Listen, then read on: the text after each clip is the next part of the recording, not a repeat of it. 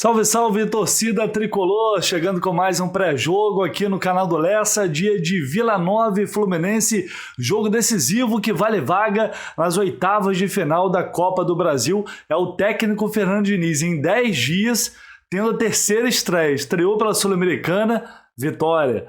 Estreou pelo Campeonato Brasileiro, empate fora de casa contra o Palmeiras. E agora estreia pela Copa do Brasil, um calendário maluco, bizarro, o mês de maio ainda mais insano, e o Fluminense sendo testado a cada rodada, a cada adversário.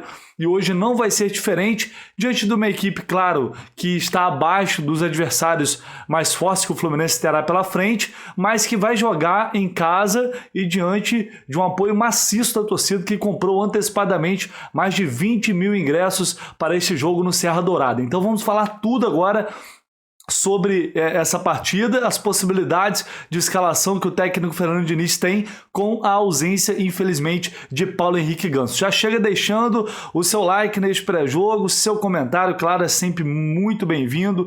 E se inscreva no canal, você que não é inscrito, fundamental, se inscreva, indique aí para os amigos. Vamos bater os 30 mil inscritos aqui, essa meta para eu sortear outra camisa oficial do Flu aqui para vocês. Vai ser uma honra e, claro, a participação de vocês é fundamental para que a família Lessa vá crescendo cada vez mais aqui no YouTube, conto sempre com o apoio de geral, beleza? Então vamos lá, vamos falar dessa partida que, claro, tomara que termine com vitória do Fluminense, não só com a classificação, mas com uma vitória.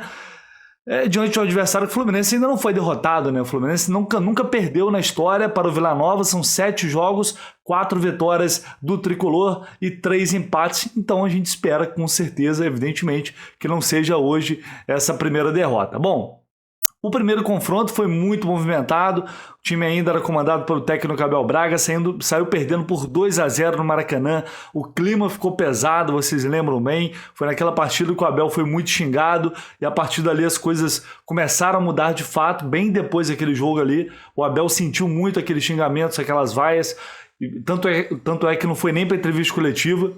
E a partir dali, enfim, o final da história, a gente conhece, Abel pede demissão e o Fernando Diniz chega.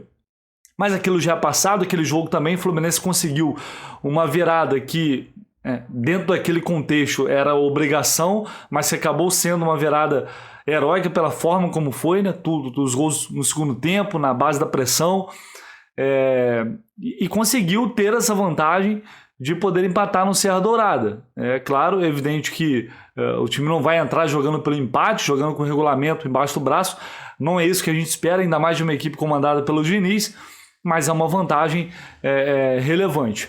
Bom, não tem Paulo Henrique Ganso, né, está lesionado, infelizmente, sentiu de fato um problema na parte posterior da coxa direita, a gente não sabe quanto tempo ainda ele vai ficar fora, sigo ainda na apuração, buscando novidades mais detalhadas em relação a essa lesão do Ganso.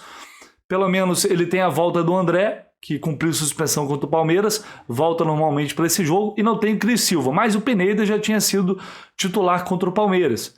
Então, provavelmente será também titular nesta noite. Cris Silva ficou no Rio de Janeiro, não viajou com o grupo. Bom, em relação à escalação, o que a gente pode esperar nesta noite? Outra boa notícia é a volta de John Arias, recuperado de uma contusão no tornozelo direito, já vinha treinando normalmente e viajou, está com a delegação e será opção para o técnico Fernando Diniz. Mas será que já desde o início ou ele vem com o William Bigode? Para mim, a dúvida mesmo, para esse jogo é essa, a não ser que o Diniz venha com uma surpresa, que é sempre possível, venha com alguma estratégia diferente e por isso também um time diferente. Mas se eu tivesse que apostar para esse jogo, eu acho que ele vai de William Bigode, porque o Arias voltou recentemente, tem sempre aquela questão, né, questão física e tal, a não ser que ele tenha sentido confiança, né, o jogador esteja 100%, treinando bem, e aí pode ser que eu gostaria, né, que o Arias fosse escalado.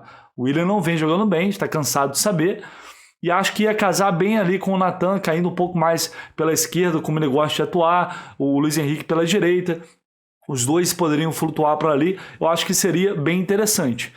Mas, repito, né, não a minha opinião, mas que eu acho que o Diniz vai fazer, eu acho que ele vai acabar escolhendo o William, ainda mais num jogo que o Fluminense tem a vantagem, vai jogar fora de casa mas não é um adversário que tem a qualidade do Palmeiras, por exemplo, que vai exigir tanto assim em termos de marcação, de intensidade.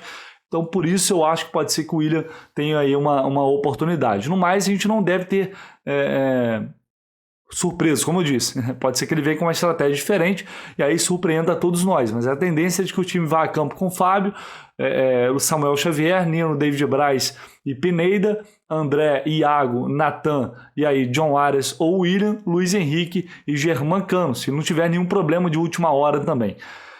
Eu iria de Arias, mas se for de William, é torcer para que ele faça um bom jogo, para que ele tenha uma boa atuação, coisa que ele não conseguiu ter até agora. É uma partida que, evidentemente, apesar de não ser dos melhores adversários, o Fluminense precisa ter atenção, porque eles vão jogar com o apoio da torcida, vão jogar em casa, em jogo eliminatório é sempre muito complicado. O time precisa estar atento, como entrou muito atento a esses últimos 2 jogos sob o comando de Diniz. Os últimos 2 e os 2 primeiros dele também nesse retorno. Então eu acho que o Fluminense tem totais condições de não só confirmar essa vaga no Serra Dourada, mas também trazer uma vitória de Goiânia, que eu acho que é fundamental para seguir dando confiança aos jogadores. Eu acho que essa confiança ela já vem sendo recuperada, principalmente depois do jogo que o Fluminense fez diante do Palmeiras, um jogo muito grande. Eu acho que o Fluminense saiu muito bem daquela partida. Não saiu com 3 pontos, mas foi como se tivesse saído. E creio que a gente vai ver também a sequência disso, ou esperamos pelo menos nesse jogo contra o Vila Nova.